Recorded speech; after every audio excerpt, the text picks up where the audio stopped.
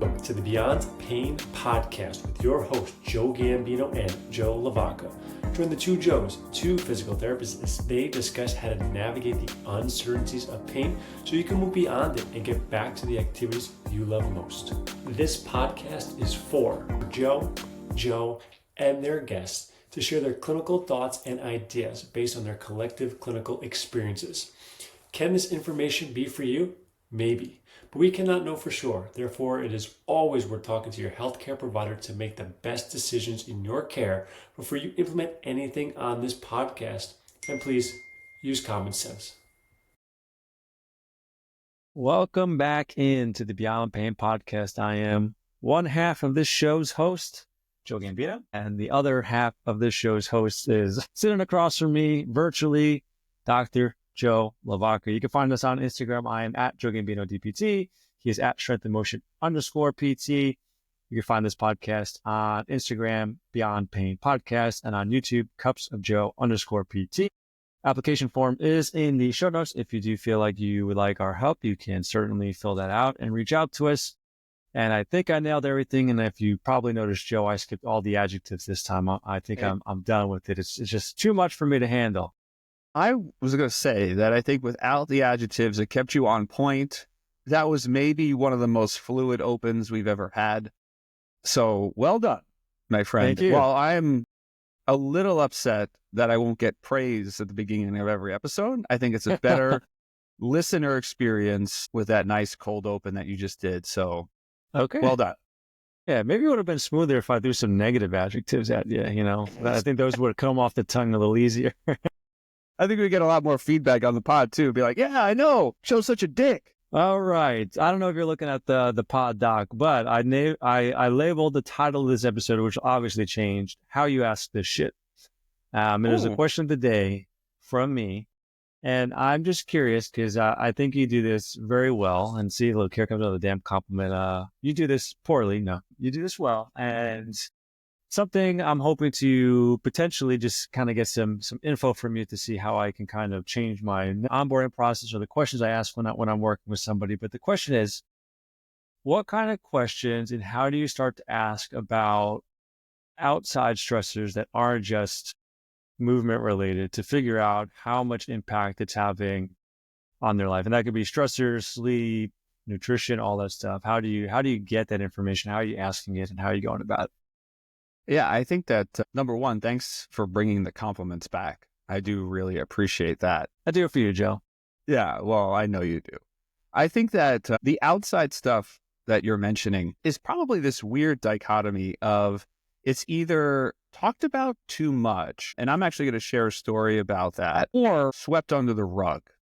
So I really think that, and even for myself, there's probably a harder time finding a nice, comfortable middle. But I think what is always interesting is listening to the person just sort of like just speak about their lives. And what I've realized is that there's too many phrases or comments that you and I or seemingly other professionals and people just relate to. So, for instance, we've been talking about daycare and the kids. We've been talking about my move. Maybe not on the show outwardly as much, but definitely in sort of our back channel discussions. So you can blurt out something like, oh man, this week was hectic. The kids are home. Olivia didn't have school. Man, there was just a lot to do. And I can go, oh man, yeah, 100%. I know what you mean. And we both kind of do this like, yep, yeah, like this like sort of like, nodding that we understand each other without actually maybe confirming or validating your experience. And I think one of the first things that I would always recommend when clinicians have these conversations with patients is don't immediately substitute in your experience to match theirs. So if you were coming into me and we were talking about daycare this week and having it being a difficult, couple of days, outside of the norm for you and Jen and the family, when you say something like, Olivia's school was closed. Man, this week was stressful. I don't automatically want to interject with, oh, I know Avery was off from this week too. It was so hard. How hard was it for you? Because it was impossible for me. I instead would rather take that and ask just more of an open-ended question about it. Oh, I understand that Olivia had no school. That must have been difficult. So I'm validating your concern. Tell me a little bit more about how the week was different with this disruption. And then that just kind of gives you the open floor to say, well, I wasn't able to work out. I didn't do this. I, feel bad now that I didn't get to do my workout. I didn't get to do this. I didn't get to do that. And that's typically how most of the conversations will go with clients. They end up placing guilt on top of the stress that they were feeling. So instead of trying to retroactively backtrack and say, well, you know what? There are probably lots of things you could have done this week. I would sort of say, yeah, I know how much working out means to you, Joe. I know how much working at your job means to you with clients. I know how much the podcast means. I know how much your Instagram means. So to not be able to do those things, must have felt like a little bit of a threat.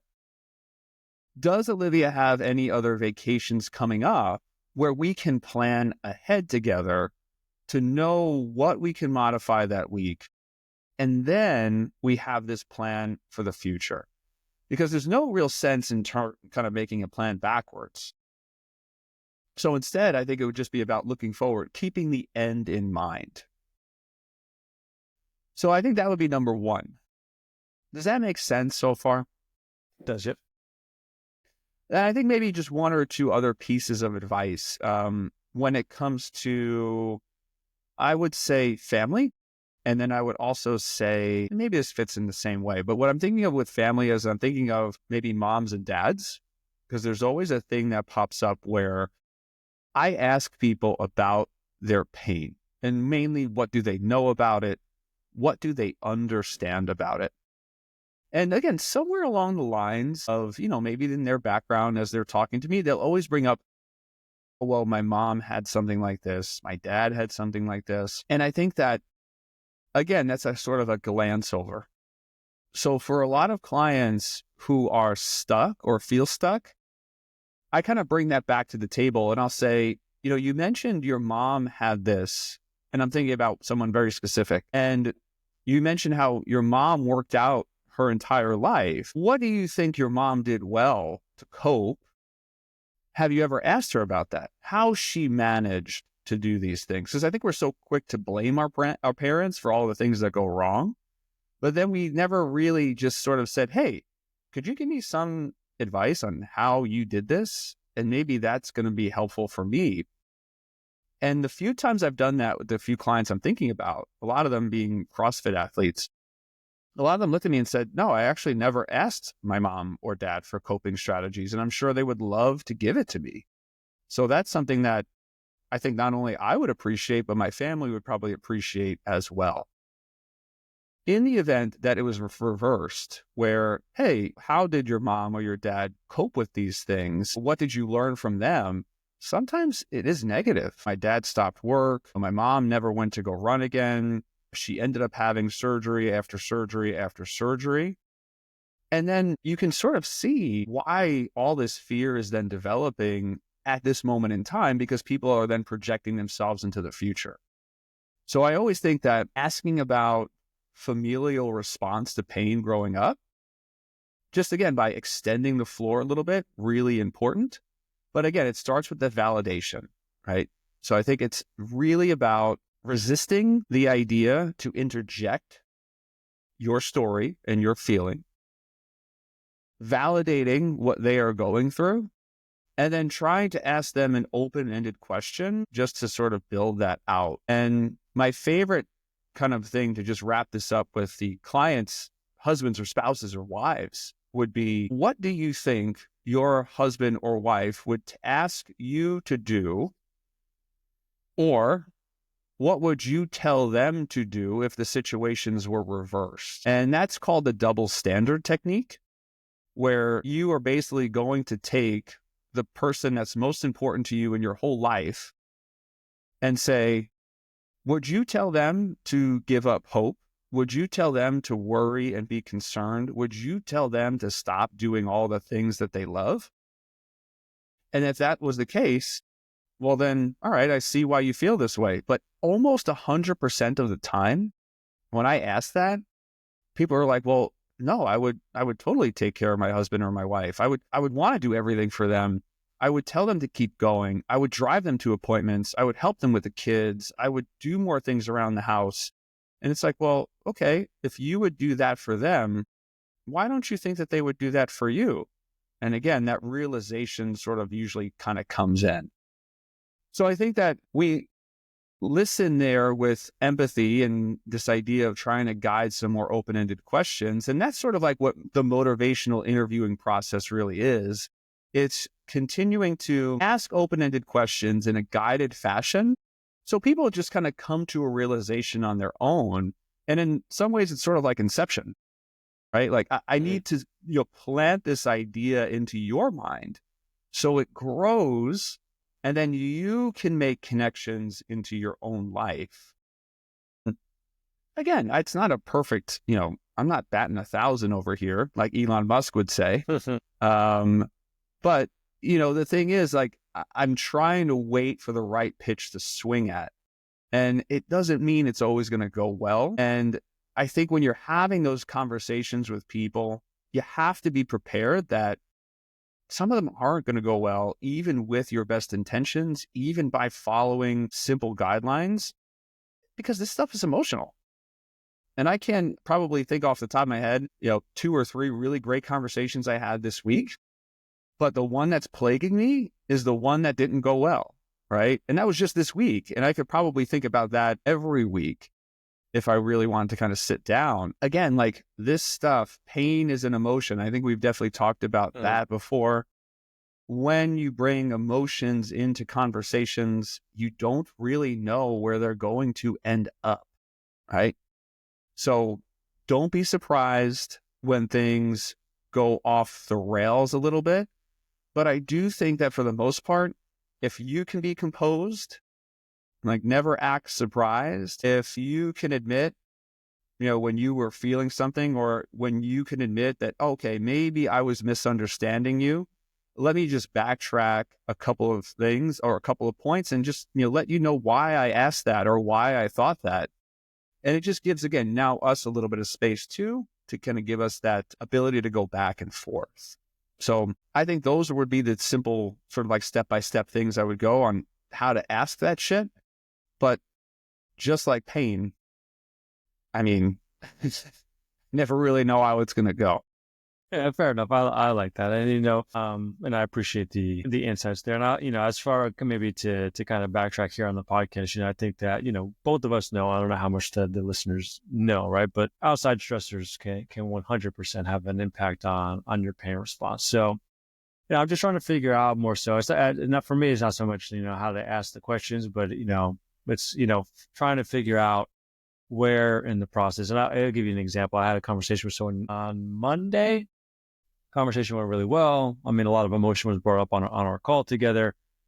And then after, conversation went really well. And then I think we touched base yesterday again. And then she was telling me how there's like a whole lot going on in her life right now. And she feels like there's a lot of anxiety. And there were definitely stuff like that popped up on the call, but it wasn't so, like in front here. And, as this is someone who I'm not currently working with. So it's, we didn't have, all the next steps that would help me kind of dive into that stuff. But it's just, as I'm kind of, if I was going through that process, I'm trying to figure out, how do I try to figure out, how sleep is, how all this stuff is. And I'm thinking of just having it as kind of like an intake, like an intake form or something like that, those questions, just to get that information so that this way, if the conversations lead that way, or I find at some point in our journeys together that we need to have the conversation because I know sleep is an issue, or I know that there's major house renovations, family stuff,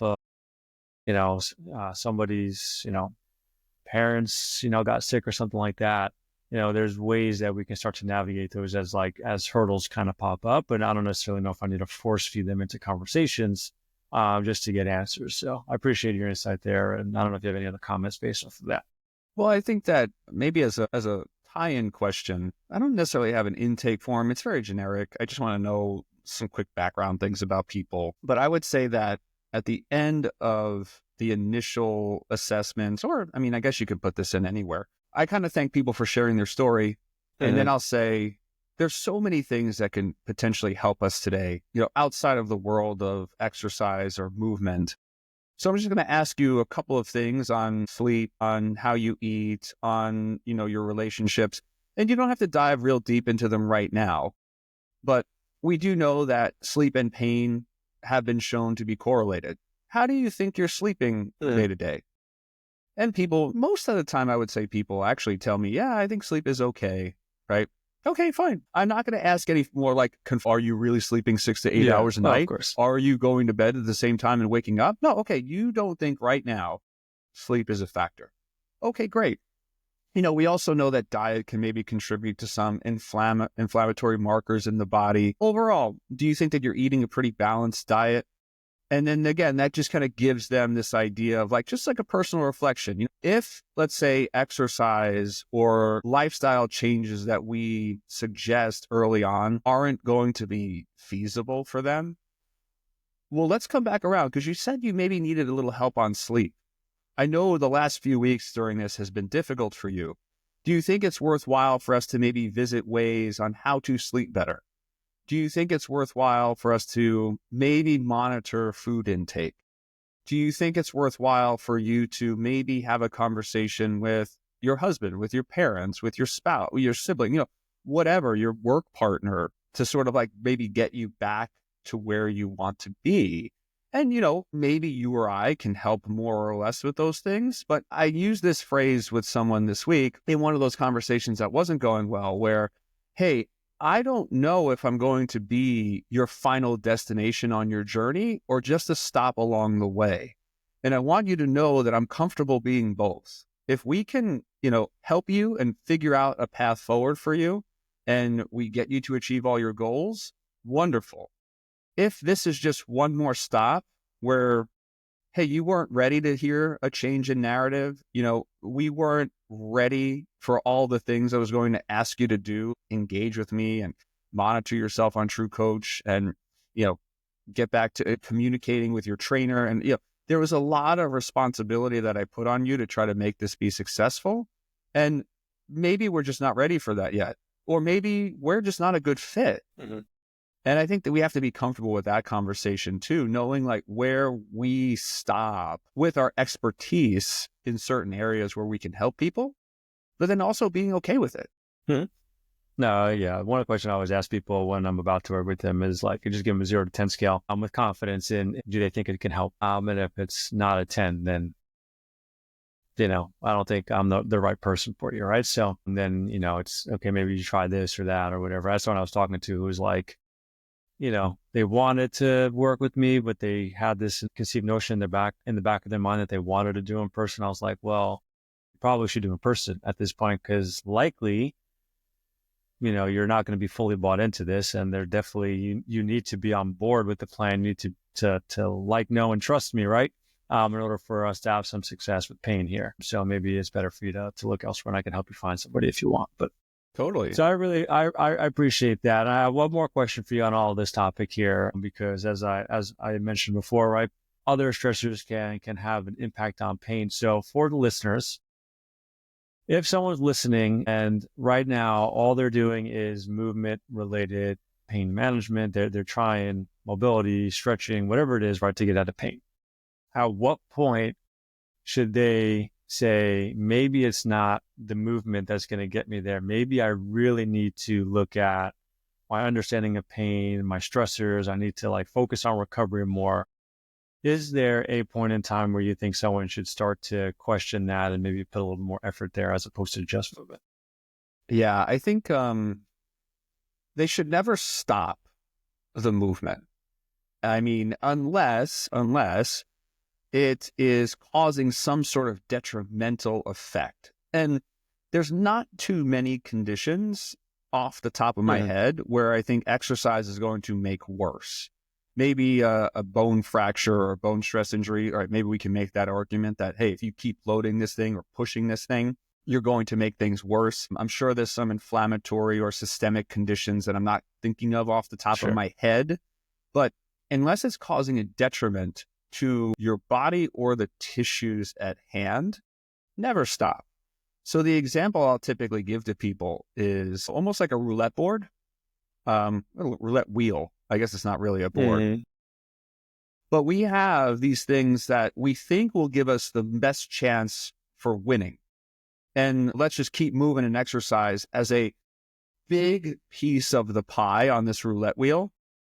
And it's bigger than every other spot on the board. So if I was going to keep betting, it would always make sense for me to put a couple dollars on movement because I have the best chance of that giving me a successful outcome.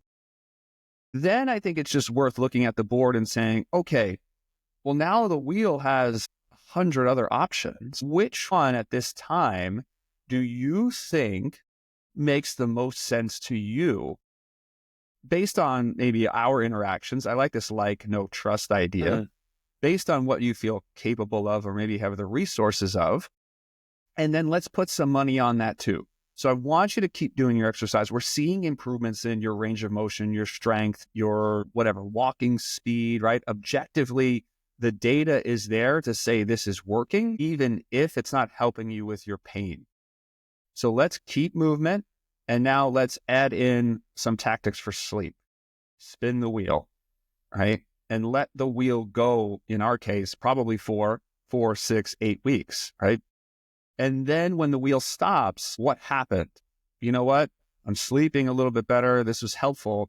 But again, it didn't really give me the results I was looking for as far as pain. Okay, cool. Well, now we know that we can still do movement. You have better sleep habits. So now I'm just distributing my funds out a little bit more. What's the next one? And then we kind of just, I think, go from there. That process, though, is really difficult. I mean, and that's a process that I'm then asking someone to commit, I mean, probably for 24 weeks, maybe longer. I mean, do people have that amount of time and patience, financial flexibility to do? I'm not sure. And when I can't guarantee an outcome either way, I can just say, hey, these are all things that are going to make Joe Gambino better. You're going to get a stronger knee. You're going to have better restorative sleep. You might live another 5 years on the planet. Well, what does that all mean if those next those additional 5 years, you're going to be in just as much pain as you are in now? I don't know. Are people going to sign up for that? That's a difficult conversation, I think. No, that's fair. I think really for where my mind goes with all this is looking for trends. I mean, there's plenty of stories that I've come across over time where when shit hits the fan, so to speak, right? Increased stress in their life, movement patterns revert back to old ways, pain increases, things like that. And I think it's just in those times, I think it's really more important for people to just adapt their stressors as far as physical goes. So if you're all of a sudden have a whole ton of stress and maybe it's relationship, maybe it's work, whatever it is, and all of a sudden you feel more pain and you feel more sluggish, then you're probably not going to want to push as hard in the gym as you typically would, right? Because then you're just going to be really overflowing that bucket. Now, right now for me, I mean, my sleep is absolute garbage because of maybe not always sleeping through the night, and sometimes I feel like I'm heavier. My recovery is surely not there. So when I'm in the gym, right, I'm not going to be trying to kill myself because then it's just going to make, I think, everything just a little bit worse, right? So I think people should react to specifically in those events when they know this happens when I'm stressed, my pain gets worse, I'm more tired, I'm more frustrated, right? Signs of like you're being pushed a little bit too much, then I would just back off the intensity of your training, maybe do things a little bit more gentle. And then as things start I would never stop, like you said, because you can still make progress, right? I'm still getting stronger, even though I'm not sleeping well, right? I'm still feeling really good, even though I'm not sleeping that well, but I have to manage and monitor that a little bit more and just kind of really listen to how I'm feeling. And I think if people can do that, I think there's a lot of success that can happen because it's the same thing with training. You want to go run a race, right? And and maybe you want to go run a marathon. You've never done it before, and volume for running is taking up. We're not going to increase your volume of strength training too, right? That doesn't make sense.